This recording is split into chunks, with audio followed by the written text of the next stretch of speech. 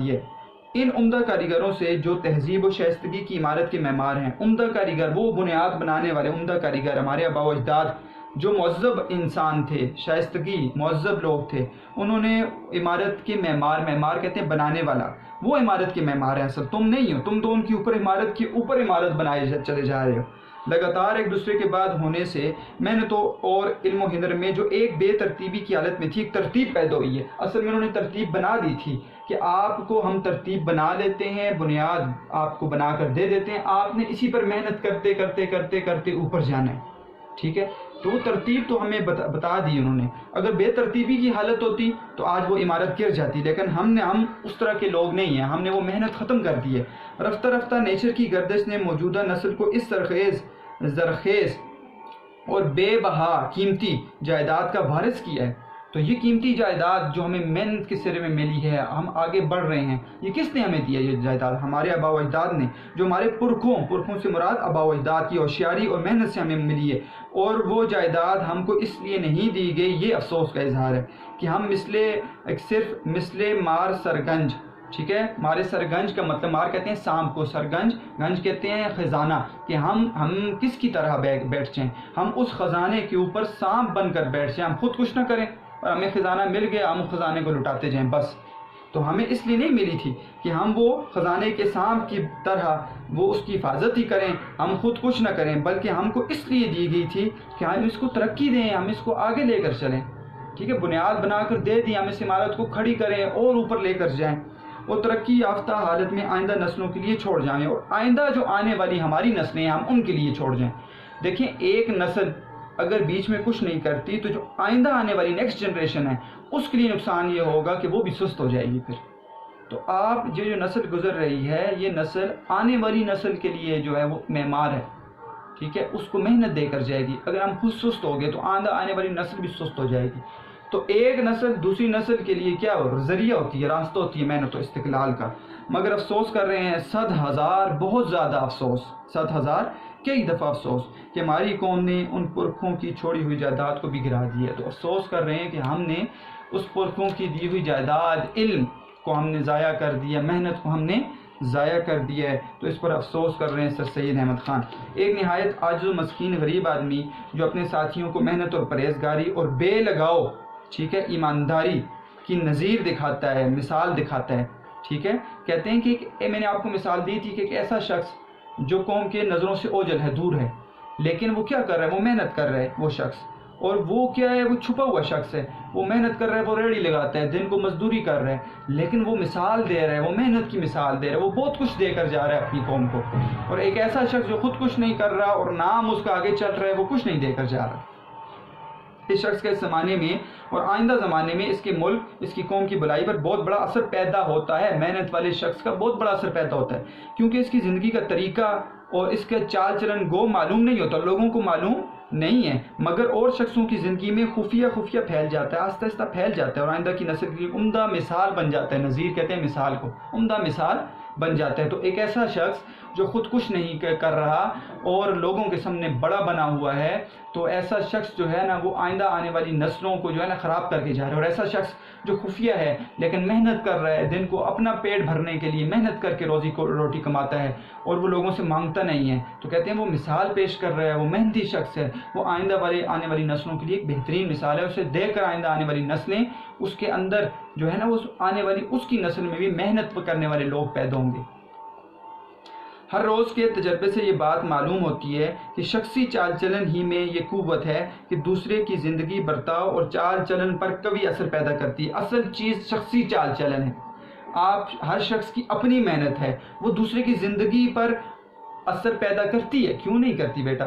دیکھیں، جب آپ محنت کرنے والے شخص کو دیکھیں گے تو ہم محنت کریں گے، اور جب ہم سست لوگوں کو دیکھیں گے تو ہم سست ہو جائیں گے. تو ایک شخصی چال چلن ہر شخص کا دوسرے پر کیا ہوتا ہے؟ وہ اثر ڈالتا ہے. دیکھیں، ایک محنتی استاد، میں کہتا ہوں کہ محنت کرنے والا استاد، اس کے بے شک اگر طالب علم پڑھنے والے نہ ہو، ایک وقت ایسا آتا ہے کہ اس کے طالب علم یہ سمجھ جاتے ہیں کہ واقعی میرا استاد جو ہے وہ محنت کرنے والا تھا، اور وہ اس چیز پر آ جاتے ہیں.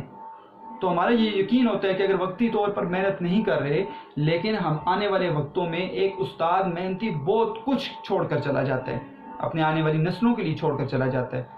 ٹھیک ہے، تو اسی طرح ایک محنت کرنے والا شخص جو ہے ہر اعتبار سے وہ اس کا اپنا چال چلن اچھا ہے تو وہ کیا کرے گا، وہ ایک قوی اثر، مضبوط اثر لوگوں میں پیدا کر کے جائے گا. اور حقیقت میں یہی ایک عمدہ تعلیم ہے. اصل چیز عمدہ چال چلن، عمدہ تعلیم ہے بیٹا. علم وہ نہیں ہے جو کتابوں میں، یہاں پر بات کریں گے کتابیں بھی اثر ڈالتی ہیں، لیکن کہیں گے علم اصل وہ ہے جو عمدہ چال چلن، آپ کے طور طریقے، آپ کا عمل، آپ کا عمدہ علم ہے.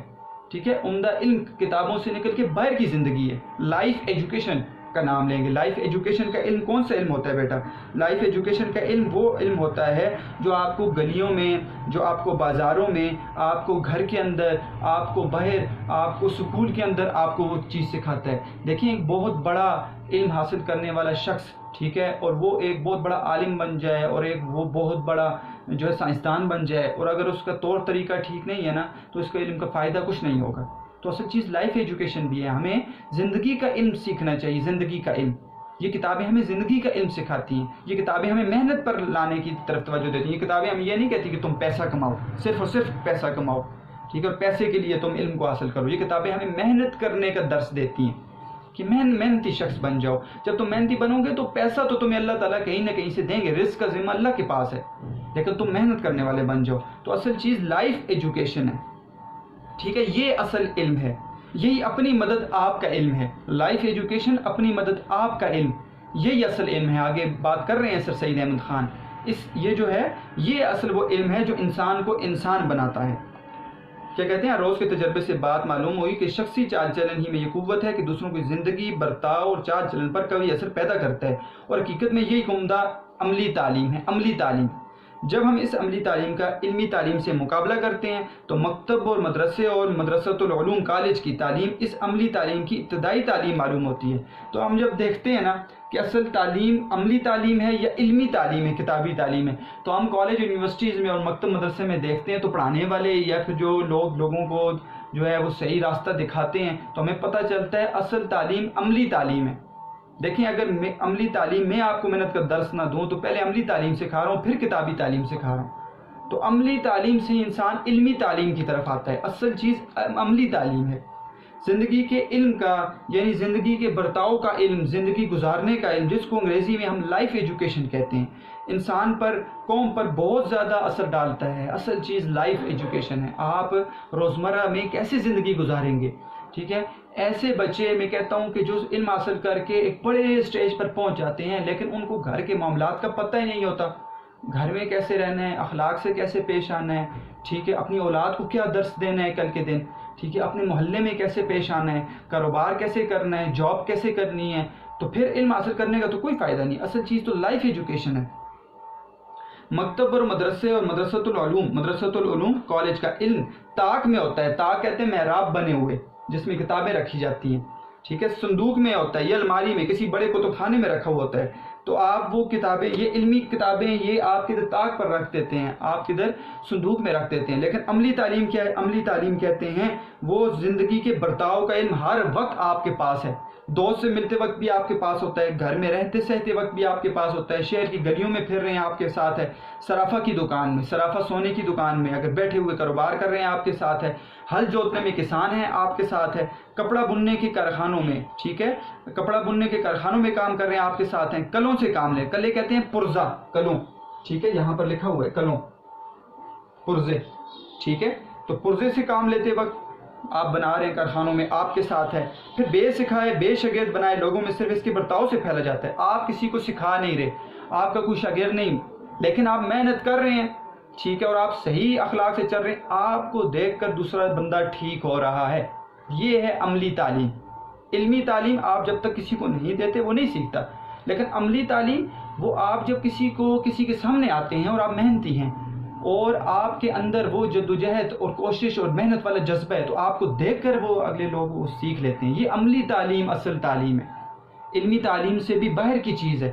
علمی تعلیم کتاب کو سکھاتی ہے، عملی تعلیم آپ کی زندگی بنانے کے طریقوں کو سکھاتی ہے، اطوار اور طریقے آپ کو پتہ چل جاتی ہیں. ٹھیک ہے بیٹا، تو معروضی سوالات بھی دیکھ لیں. دیکھیں وہ ولیم ڈریگن کا اصول، اس میں آپ کا ایک معروضی سوال، ٹھیک ہے، ولیم ڈریگن ڈیش نے ڈبلن کی نمائش کا دستکاری میں کہا تھا، تو ولیم ڈریگن نے، یا پھر آ جاتا ہے الٹ کر دیتے ہیں، ولیم ڈریگن نے ڈیش کی نمائش کا دستکاری، ڈبلن، ٹھیک ہے، نیو یارک، جرمنی، تو کچھ بھی آ سکتا ہے.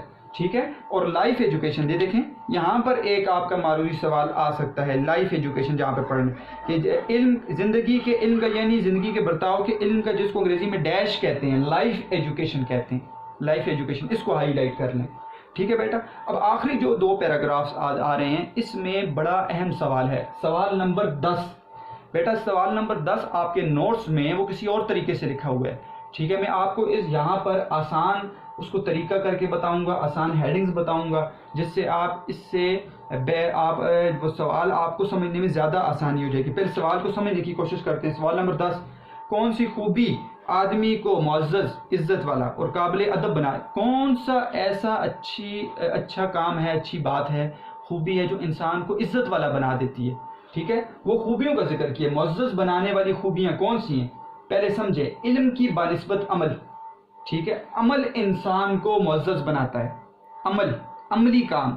ٹھیک ہے. علم تو بناتا ہے لیکن علم پر عمل نہیں ہے تو کوئی فائدہ نہیں ہے بیٹا. دیکھیں علم آپ کہتے ہیں علم والے کی بھی عزت ہوتی ہے, بے شک ہوتی ہے, اس میں کوئی شک نہیں, لیکن علم پر اگر عمل نہیں ہے, وہ علم کو پھیلا نہیں رہا تو اس کی عزت نہیں ہوگی. تو علم کی بنسبت عمل انسان کو معزز بناتا ہے. اور عمدہ چال چلن, اچھے طور طریقے, ٹھیک ہے, اچھے اخلاق انسان کو وہ کیا بناتے ہیں؟ معزز بناتے ہیں. ٹھیک ہے. محنت کرنے والا شخص, ٹھیک ہے, اور اپنی قوم کو محنت پر لگانے والا شخص معزز ہوتا ہے. اسی پر ایک جو ہے نا یہاں پر لارڈ بیکن کا مقولہ ہے, اس کو ہم کہیں گے, وہ کہتے ہیں علم سے عمل نہیں آتا, علم کو عمل میں لانا علم سے بہر اور علم سے برتر ہے. علم سے عمل نہیں آتا, عمل میں لانا وہ کوئی اور چیز ہے, وہ محنت ہے, وہ استقلال کامیابی ہے, اس سے باہر کی چیز ہے. بعض لوگ بہت کچھ پڑھ کے بھی عمل نہیں کرتے, تو کیا وہ علم میں خرابی تھی؟ نہیں. ٹھیک ہے. عمل اس نے خود نہیں کیا, اس نے خود محنت نہیں کی, کوشش نہیں کی, تو اس مقولے کو ذکر کرنا ہے. تو 3 ہیڈنگز کے ساتھ آپ سوال کریں گے. مین ہیڈنگ معزز بنانے والی خوبیاں, پہلی سب ہیڈنگ علم کی بنسبت عمل انسان کو معزز